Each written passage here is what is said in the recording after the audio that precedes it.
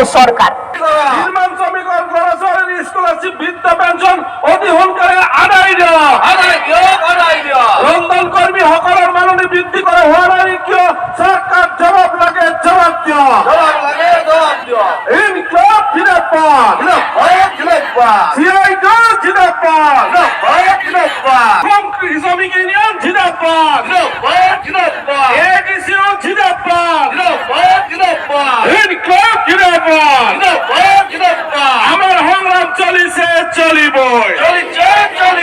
আমার সংগ্রাম চলিছে, চলিবই। আসলতে বাৰে বাৰে ৰাজপথত যি ওলাব লগা হৈছে এইটোতকৈ ডাঙৰ দুখ লগা বিষয় নিশ্চয় আমাৰ নাই। কাৰণ আমি প্ৰতিটো ৰাতিপুৱা যেতিয়া প্ৰত্যেকজন আঁচনিভুক্ত কৰ্মচাৰীয়ে ওলাই যাওঁ ঘৰৰ পৰা, তেতিয়া প্ৰত্যেক মহিলাৰ মুখতে আমি আমাৰ মুখ্যমন্ত্ৰী মহোদয় দিয়া দয়াৰ কথা আমি শুনো আৰু মনে মনে আমি বৰ দুখিত হ'ব লগা হয়। কাৰণ বৰ্তমান যি চৰকাৰ চলাই আছে মাননীয় মন্ত্ৰীসকলে, তেওঁলোকেতো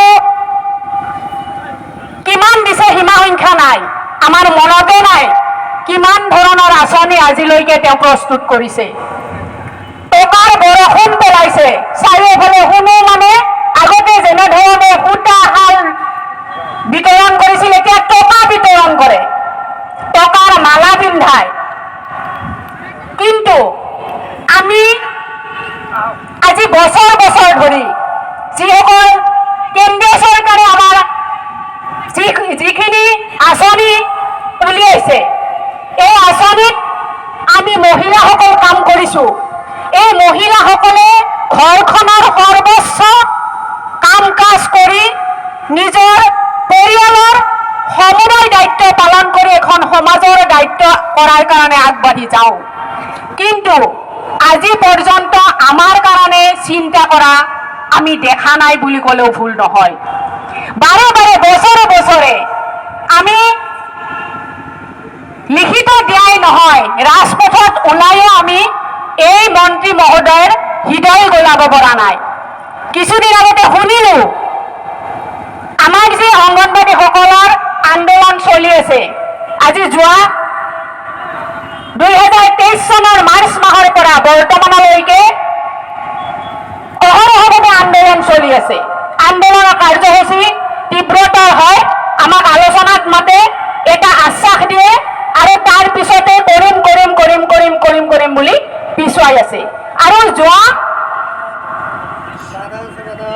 অক্টোবৰ মাহত আমি যে আন্দোলন কৰিলো, এই আন্দোলনতো চৰকাৰে ডিপাৰ্টমেণ্টৰ জৰিয়তে আলোচনাত বহাই আমাক সুন্দৰভাৱে লিখিতভাৱে জনালে আৰু ডিপাৰ্টমেণ্টে সুন্দৰভাৱে আমাক আমাৰ লগত আলোচনা কৰি, অংগনবাড়ীসকলৰ লগত আলোচনা কৰি চৰকাৰক এটা এপিল দিলে যে এইখিনি পইচা কৰ্মীৰ কাৰণে 12,000 টকা, সহায়িকাৰ কাৰণে 10,000 টকা দিব লাগে বুলি ইতিমধ্যে প্ৰস্তাৱ দাখিল কৰিছে।